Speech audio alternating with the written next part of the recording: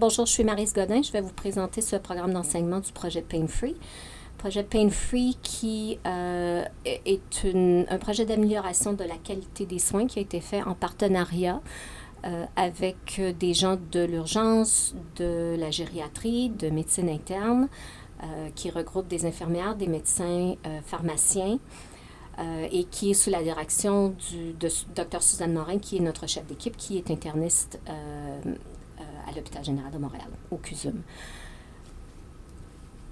Les objectifs d'apprentissage de ce programme sont d'abord de vous présenter ce programme, ensuite de revoir les principes de gestion de la douleur à l'urgence, essentiellement de vous rappeler aussi l'importance de documenter la douleur à l'urgence en utilisant une échelle validée.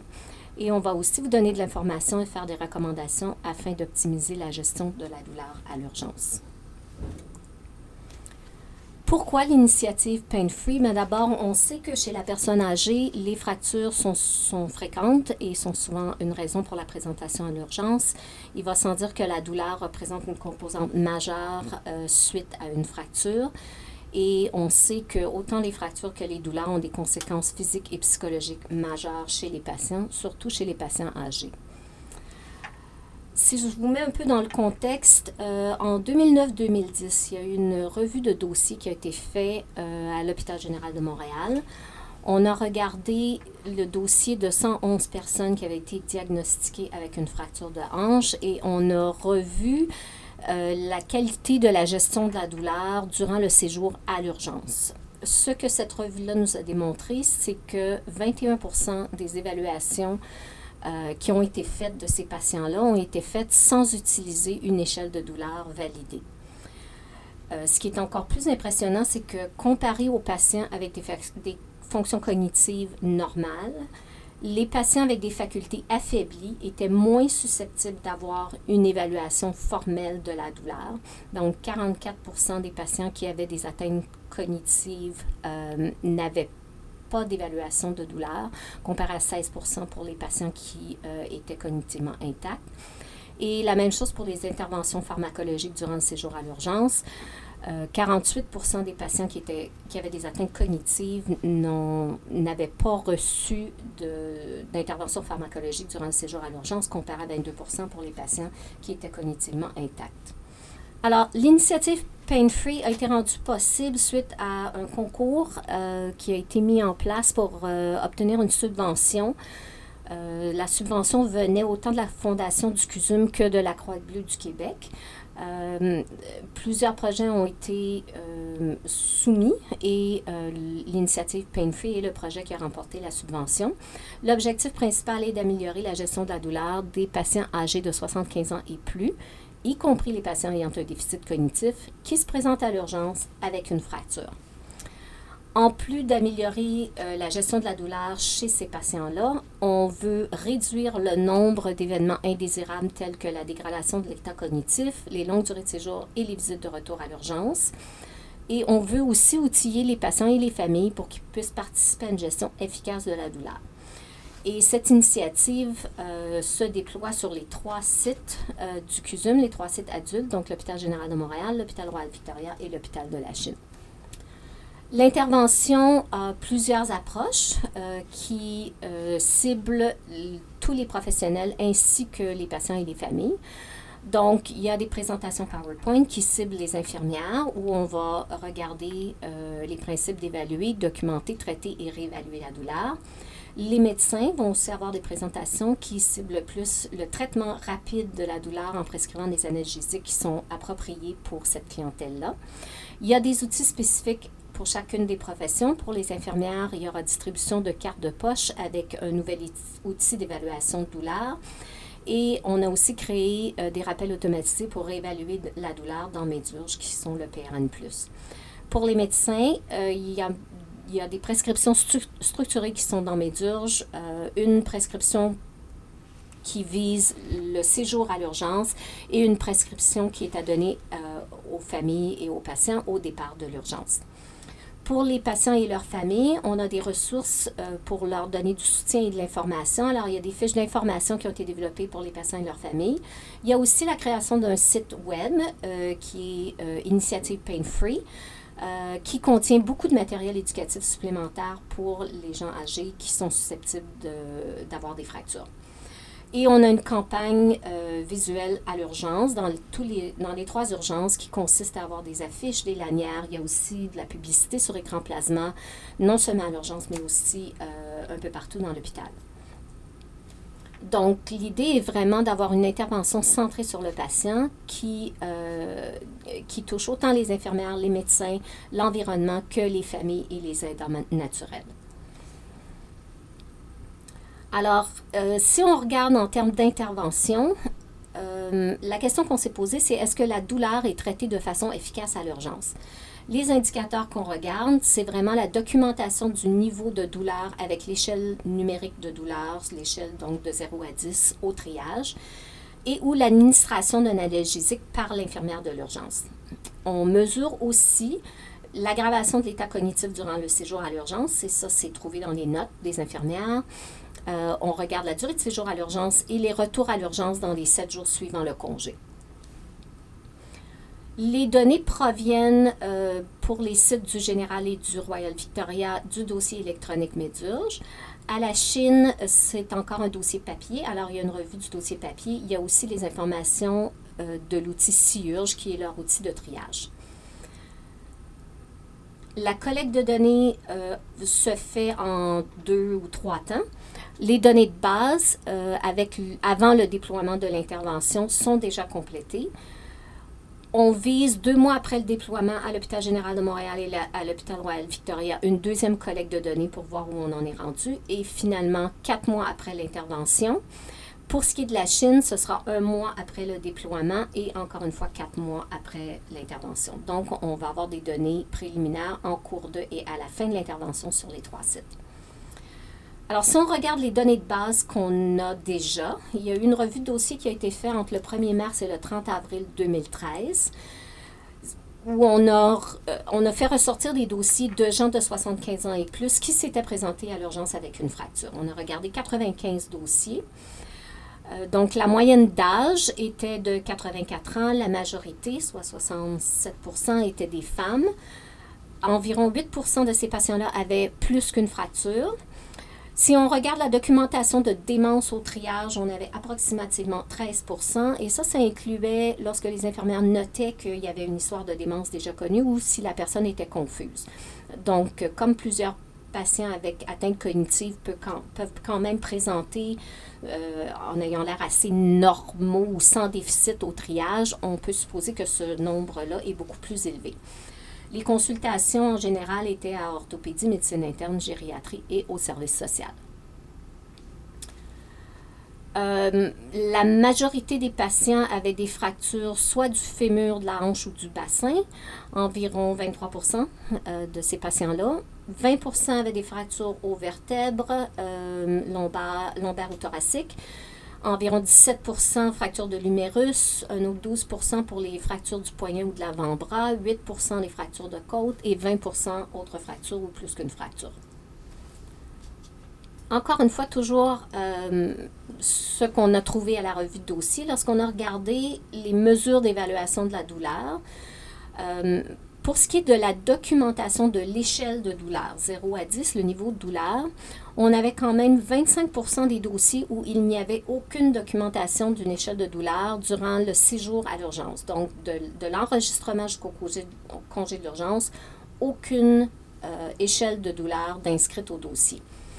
Environ 13% avaient un score ou un niveau de douleur au triage seulement. 44% avaient de la documentation en cours de séjour à l'urgence seulement et 18% au triage et à l'urgence, ce qui est vraiment ce qu'on vise et ce qui est le standard de soins. Et si on regarde le délai à la première documentation du niveau de douleur, si ça n'avait pas déjà été documenté au triage, la médiane était d'environ 5 heures, ce qui est quand même passablement long.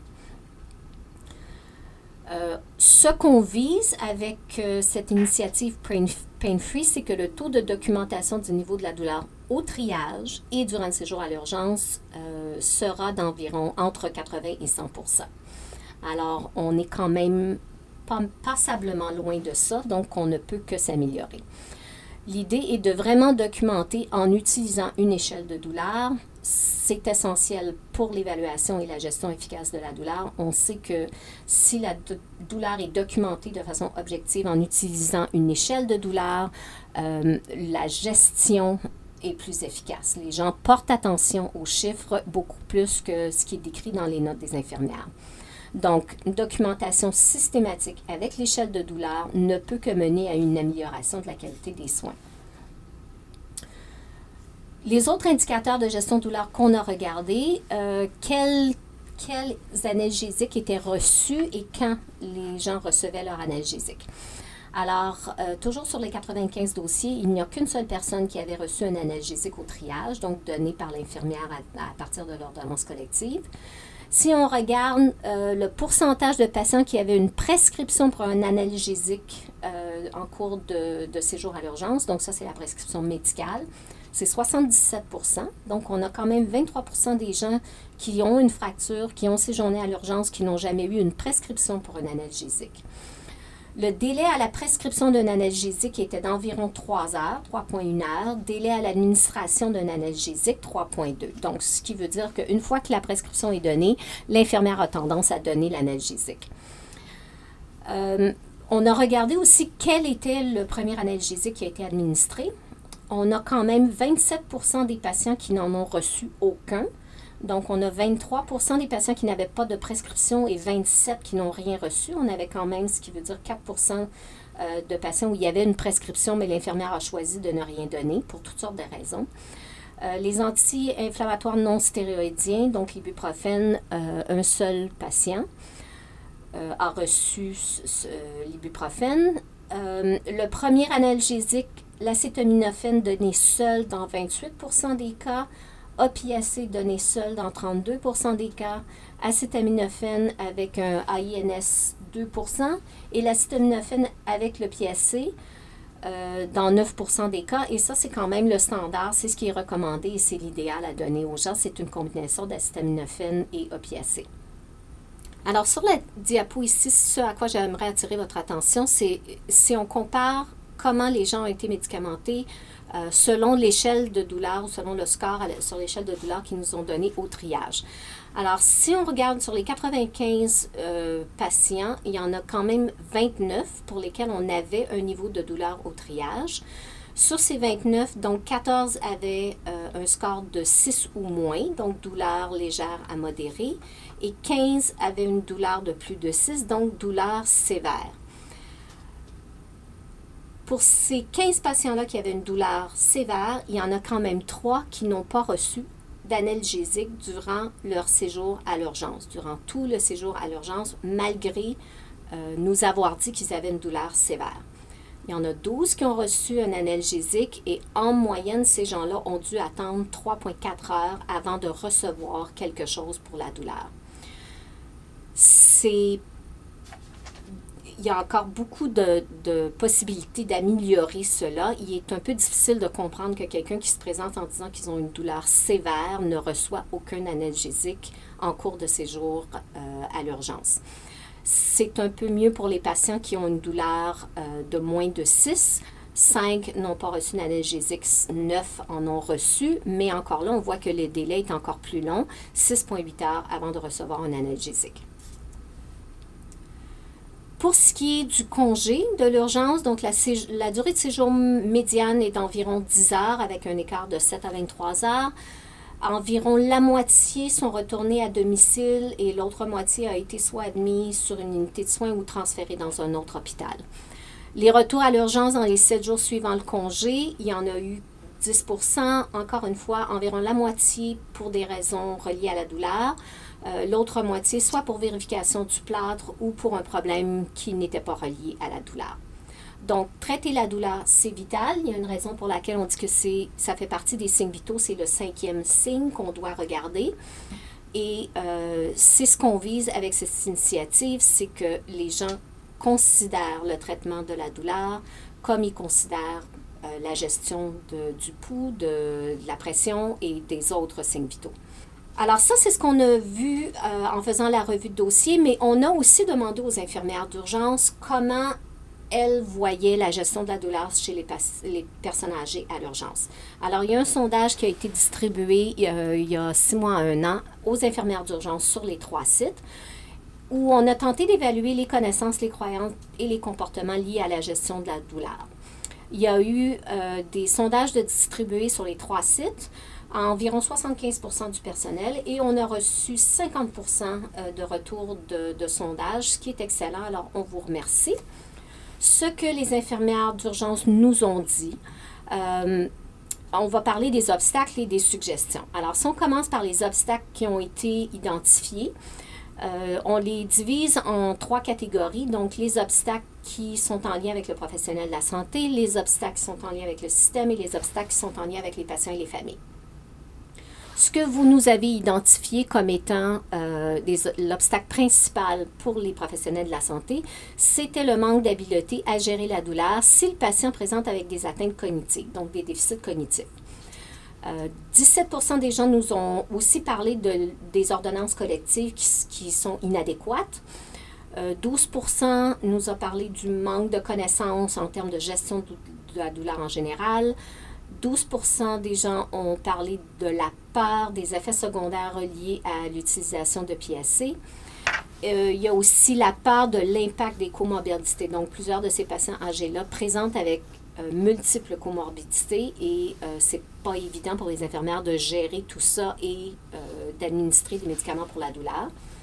À moindre fréquence, inquiétude face à la surveillance nécessaire avec les EPSC. Donc, après qu'on a donné une EPSC, quel genre de surveillance on doit faire pour ces patients-là. Et certaines personnes nous ont mentionné le manque d'outils qui contribuent à la pratique exemplaire de l'évaluation et de la gestion de la douleur. Si on regarde les obstacles qui ont rapport au système de santé ou qui sont reliés au système de santé, c'était surtout le délai et le manque de temps, en 70% des cas. Manque de personnel dans 16% des cas et l'organisation des lieux physiques de l'urgence dans 14% des cas. Et finalement, les obstacles en lien avec les patients et les familles. Donc, la langue et les autres obstacles à la communication, comme par exemple les patients qui ont des atteintes cognitives, c'était vraiment majoritaire dans 70% des cas. C'est ce que les gens trouvaient qui était le plus problématique. Et il y a aussi la préoccupation et l'opinion des familles au sujet de l'évaluation et de la gestion de la douleur. On sait qu'il y a des gens qui ne veulent pas prendre des médicaments pour la douleur ou des familles qui ne veulent pas qu'on administre des médicaments pour la douleur à leurs membres de famille. Alors, au moment du sondage, on a aussi demandé aux infirmières de nous donner des suggestions, à savoir comment peut-on améliorer la gestion de la douleur chez la personne âgée à l'urgence. Encore une fois, les mêmes sous-thèmes. Donc, en lien avec les professionnels de la santé, vous nous avez demandé de l'éducation et des développements d'outils qui ciblent particulièrement cette clientèle-là. Aussi, on nous a parlé d'évaluation rapide et de traitement approprié. Donc, c'est en lien avec les délais qui ont été identifiés au traitement et à l'administration de l'analgésie. Vous nous avez demandé des modifications aux ordonnances collectives et on a aussi eu quelques commentaires au sujet de l'amélioration de la communication entre les médecins et les infirmières. Les suggestions qui ciblent le système en général, donc diminution du temps entre l'évaluation et la prescription du médecin, augmentation du personnel à l'urgence, donc ces deux-là dans à peu près 30% des cas, ça nous a été mentionné. Changement d'environnement à l'urgence, augmentation de la disponibilité de l'équipement. Et finalement, pour les familles, 100%, augmenter la communication avec le patient et sa famille. Donc, si on revoit un peu les principes de gestion de la douleur à l'urgence, la douleur est la raison la plus fréquente qui amène les patients à consulter. Jusqu'à 78% des visites à l'urgence sont reliées à un problème de douleur. On sait que la douleur est certainement une composante majeure lorsqu'on a subi une fracture. Il est à peu près impossible d'avoir une fracture et de ne pas avoir de douleur. On sait aussi qu'une douleur non soulagée peut avoir des conséquences physiologiques autant que psychologiques. Et ces conséquences-là peuvent être très néfastes, particulièrement chez la personne âgée, donc tachycardie, fluctuation de la pression artérielle. Chez la personne âgée, aussi beaucoup de risques d'ischémie cardiaque, d'hypoxie, puisque ces patients-là supportent mal la tachycardie ou la fluctuation de la pression artérielle. La douleur non soulagée peut aussi mener à l'agitation, la confusion et l'anxiété et donne des souffrances inutiles aux patients. La douleur, on le sait, doit être traitée rapidement. Plus elle est traitée rapidement, plus elle sera facilement traitable. Si on attend trop longtemps et que la douleur a augmenté et qu'elle est maintenant sévère, on nécessite de plus fortes doses de médicaments et ça prend plus de temps avant que la douleur revienne à un niveau tolérable. Le soulagement de la douleur, c'est certain, améliore le bien-être du patient, vous le savez. Ce qui est peut-être moins bien connu, c'est que cela diminue aussi le risque de confusion et d'agitation. Le soulagement de la douleur accélère le retour à la mobilité et à l'indépendance et donc diminue la durée de séjour à l'urgence. Il est clair qu'un patient qui est en douleur, qui ne peut pas se mobiliser, ne peut pas partir de l'urgence. Alors, raison de plus de s'assurer qu'ils sont bien soulagés. Et le soulagement dépend toujours d'abord d'une évaluation rapide, d'une bonne documentation de la douleur qui est facilement repérable pour tout le monde et d'un traitement efficace. Alors, voilà le message principal de l'initiative Pain Free. Il est important d'évaluer, de documenter ce qui va nous aider à traiter et on doit évidemment faire la réévaluation. Alors, pour retourner au sondage, on a aussi des commentaires qui nous ont été donnés par les infirmières. Alors, j'aimerais vous en partager quelques-uns en termes d'évaluation de patients. Alors, ce que des infirmières nous ont dit, c'est que les atteintes cognitives rendent l'évaluation difficile. Une autre infirmière nous a dit qu'il est plus difficile d'évaluer le niveau de douleur en présence d'atteintes cognitives où la douleur peut se manifester sous d'autres formes comme l'agitation ou la confusion. Et une troisième, s'ils sont confus, l'échelle de douleur est inutile et on doit plutôt se fier à nos observations et à nos comportements. Alors, c'est un des obstacles, donc le manque d'habileté à gérer la douleur si on a un patient avec des atteintes cognitives surtout significatives. Alors, ce qui est proposé, c'est l'utilisation d'un outil qui s'appelle le PAINAD. Le PAINAD est un outil d'évaluation de la douleur qui est basé sur l'observation du comportement par l'infirmière. Et c'est un outil qui a été validé pour des clientèles avec atteinte cognitive. L'outil pour l'évaluation se fie aux comportements non-verbaux du patient et c'est l'infirmière qui désigne le score. Et c'est un score qui est sur une échelle de 0 à 10, tout comme l'échelle de douleur qu'on utilise couramment. Il y a 5 items, donc l'infirmière donne une note de 0 à 2 pour ce qui est de la respiration, la vocalisation négative, l'expression faciale, langage corporel et si on est capable de consoler le patient. Donc, si le patient respire bien, ne gémit pas, a l'air souriant, détendu, n'a pas besoin d'être consolé, l'échelle de douleur sera à ce moment-là 0, jusqu'à un maximum de 10 si, par exemple, la respiration du patient est difficile, le patient crie, fait des appels répétés, gémit, grimace, est très rigide, repousse ou ne peut pas être facilement rassuré ou consolé en lui parlant. Toutes les infirmières vont recevoir une petite carte de poche que vous pouvez garder avec vous qui peut vous aider à vous rappeler comment donner ce score. C'est une observation qui ne prend pas de temps, c'est une observation qui est rapide à faire et qui va vous permettre de mettre un niveau d'échelle de douleur pour les patients qui ont des atteintes cognitives. Un autre obstacle qui a été mentionné, c'est une documentation insuffisante du niveau de douleur au triage et durant le séjour à l'urgence. Alors, ce qu'on sait, c'est que s'il y a un niveau de douleur plutôt qu'une description dans la note de l'infirmière et que cette documentation-là, elle est inscrite de façon claire par un chiffre dans la colonne ou à l'endroit où doit être documenté le niveau de douleur, c'est quelque chose qui est visuel, qui est rapidement vu par l'infirmière et qui va amener une gestion plus rapide de la douleur. Ça, on le sait, c'est bien connu. D'ailleurs, c'est la raison pour laquelle on insiste sur l'échelle de douleur. Alors, j'aimerais ici renforcer l'importance de documenter le niveau de douleur à chaque évaluation donc au triage, et j'aimerais aussi vous rappeler que le niveau de douleur va changer votre code de priorité CETAS au triage. Donc, il est essentiel d'avoir cette évaluation de douleur-là. Et il devrait y avoir une réévaluation tout au long du séjour à l'urgence, particulièrement si on donne des médicaments pour la douleur. Alors, le score sur une échelle de triage peut être documenté au triage dans Medurge, que ce soit tel que décrit par le patient ou tel que vous avez évalué en utilisant l'outil PainAD. Et en cours de séjour, dans les notes d'infirmière après le triage. Si on regarde maintenant le traitement de la douleur, encore une fois, ce que vous, les infirmières, vous nous avez dit, on a besoin d'une ordonnance collective pour donner des narcotiques, en attendant que le médecin puisse évaluer les besoins du patient pour un analgésique plus puissant. Aussi, l'ordonnance collective actuelle n'offre pas assez de choix et de doses d'analgésiques, et parfois, il n'y a pas de prescription d'analgésiques autre que Tylenol et Advil, donc on reconnaît que le patient peut avoir besoin de plus que ça. Alors, ce qu'on a fait pour essayer de contrecarrer cet obstacle, d'abord, il est important de renforcer l'utilisation de l'ordonnance collective qui est déjà en place.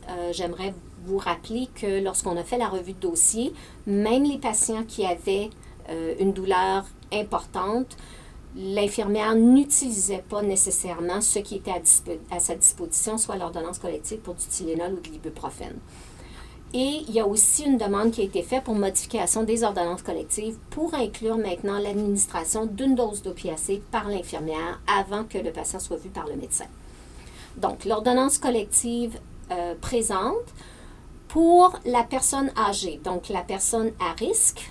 On s'entend les ordonnances collectives, il y a une section pour les personnes à risque et non à risque. La personne âgée de 75 ans et plus tombe dans la catégorie des personnes à risque. Donc, l'acétaminophène, en ce moment, c'est pour 650 mg péros ou rectal aux 6 heures au besoin, ou de l'ibuprofène et de l'ibuprofène si nécessaire, 400 mg, une dose de 400 mg. La modification qui est présentement et qui s'en vient là, très bientôt, c'est la morphine. Alors, les infirmières vont pouvoir donner de la morphine au taux de 0,05 mg par kilo IV une fois, un maximum de 4 mg, ce qui fait que vous pourriez administrer jusqu'à 4 mg une fois au patient avant qu'il soit vu par le médecin. Alors, si vous vous rappelez, on a dit que le délai à la prescription était d'environ 3 heures. Donc, si l'infirmière peut donner 4 mg de morphine, on vient de soulager le patient durant la durée qu'il attend pour voir le médecin et avoir une prescription pour un analgésique plus puissant que du Tylenol. Alors, encore une fois, si on retourne à ce que vous nous avez dit, nous craignons que les opiacés causent une détérioration du statut mental ou physique de la personne âgée, surtout en présence de plusieurs comorbidités. Vous nous avez aussi dit qu'il y a un manque de connaissances concernant la douleur chez les personnes âgées et il y a une peur de provoquer un délire qui est toujours présente quand on administre des opiacés aux patients qui sont âgés. Alors, il y a en effet un manque de connaissances concernant la gestion de la douleur. Ce qu'on sait, et c'est ce qu'on essaie de passer comme message avec cette présentation, l'administration rapide de médicaments et l'administration multimodale d'analgésiques est ce qui est le plus efficace. Il est aussi important de fournir au personnel et aux patients de l'information au sujet des méthodes complémentaires pour soulager la douleur. Puis c'est important aussi d'encourager les patients et leurs familles à participer avec nous à la gestion de cette douleur-là pour qu'ils prennent en charge leur gestion de la douleur, qu'ils puissent avoir un partenariat avec nous et collaborer avec nous pour pouvoir nous dire quand leur douleur augmente, si ce qu'on leur a donné est efficace, et de nous rappeler aussi qu'ils sont dus pour quelque chose pour la douleur. Alors, en termes de connaissances, donc il y a certainement une part des dangers des opiacés. Ce que les gens ignorent souvent, c'est que si la dose est appropriée Les opiacés sont efficaces pour traiter la douleur chez la personne âgée et ne causent habituellement pas de confusion ou d'agitation. Et j'insiste sur une dose appropriée. Malheureusement, les doses qu'on administre à l'urgence sont souvent trop élevées ou ne sont pas assez élevées pour la clientèle âgée. Ce que les gens oublient aussi souvent, c'est que ne pas traiter la douleur est ce qui causera la confusion ou de l'agitation. Donc, il y a une part qu'en donnant des opiacés, je vais causer de la confusion, donc l'infirmière n'en donne pas, mais le patient va devenir confus quand même s'il est en douleur et s'il est en douleur sur une longue période de temps. Ce qu'on sait aussi, c'est que les mêmes analgésiques peuvent être prescrits aux patients avec atteinte cognitive qu'à ceux qui sont cognitivement intacts. Donc, ce n'est pas parce que la personne est démente qu'elle doit recevoir des doses moindres, soit de Tylenol ou d'opiacés. Ce sont les mêmes doses, mais encore une fois, il faut absolument que ce soit des doses qui sont appropriées aux personnes âgées. Il y a un débat sur l'usage prolongé des anti-inflammatoires non stéroïdiens qui sont contre-indiqués chez la personne âgée. C'est très clair que si le patient est déshydraté, il y aura une détérioration des fonctions rénales et la personne âgée y est très susceptible. On peut aussi voir assez rapidement dans les premiers jours après l'utilisation régulière d'ibuprofène, par exemple, l'hypertension s'installer chez ces patients-là. Alors, par contre, une seule dose est parfaitement sécuritaire. Une dose d'ibuprofène est assez pour nous aider à gérer l'enflure et le processus inflammatoire qui s'installe tout de suite après une fracture. Alors, si on peut donner l'ibuprofène très rapidement dans le processus, ça a quand même un effet bénéfique. L'approche multimodale demeure ce qui est idéal pour traiter la douleur. Alors, on parle ici de donner l'acétaminophène combiné à un opiacé.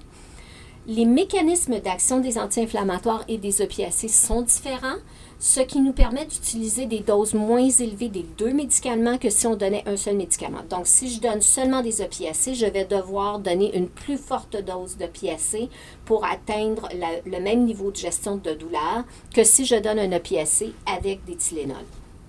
Donc, ça procure un meilleur soulagement avec potentiellement moins d'effets secondaires. Il y a aussi, et il ne faut pas oublier, les traitements complémentaires comme la glace, qui est incroyable pour, encore une fois, limiter le processus inflammatoire et positionner le patient pour qu'on ait le moins de douleur possible. Par contre, positionner ne veut pas dire ne pas mobiliser. Il est important de mobiliser les patients, mais d'être capable de gérer la douleur du patient qui se mobilise. Les implications pour le patient et sa famille, il est important que le patient et la famille comprennent le besoin d'une évaluation systématique du niveau de douleur, ce qui fait qu'ils sont plus aptes à collaborer, à nous donner un niveau de douleur sur l'échelle de douleur. Encore une fois, il faut les encourager à nous communiquer immédiatement la présence de douleur, particulièrement de douleur qui augmente. Et ils peuvent participer avec l'équipe de soins à une gestion efficace de la douleur s'ils comprennent bien à quoi servent les médicaments et quand ils sont le mieux utilisés. Alors, pour ce qui est de la réévaluation, vous nous avez dit que les patients âgés sont plus à risque de détresse respiratoire ou demandent plus de surveillance que les patients plus jeunes s'ils ont reçu des opiacés. On a aussi eu comme commentaire que la surveillance de la respiration est nécessaire pour la sécurité du patient, surtout si le patient est confus, ou que les patients avec une fracture causée par une chute simple doivent quand même nécessiter d'être mis directement dans la salle des moniteurs si on leur administre des opiacés. Il n'y a pas de raison que la surveillance soit supérieure chez le patient âgé. Il y a des patients qui sont plus jeunes, qui sont autant à risque. Ce qui est important de savoir, c'est quels sont les patients qui sont à risque et quelle est la réévaluation qui doit être faite, peu importe qui a reçu des opiacés.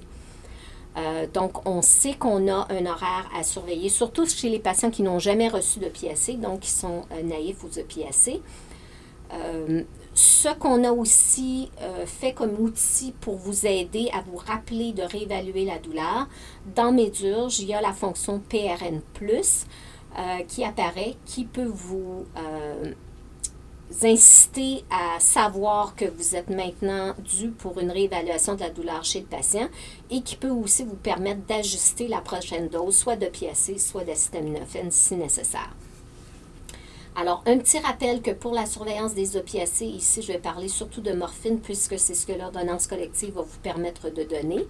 Le début de l'action IV, suite à une administration IV, est de 2 à 5 minutes. Le pic d'action est à 15 minutes après l'administration et la durée d'action est jusqu'à 4 heures, environ 3 à 4 heures habituellement pour la morphine IV. Le rappel automatisé PRN dans Medurge, il est déjà sur vos écrans. Donc, si vous allez à l'onglet médicaments et la colonne horaire, la fonction PRN plus y est. Et si cette fonction-là, elle est activée, elle peut l'être par le médecin ou par l'infirmière.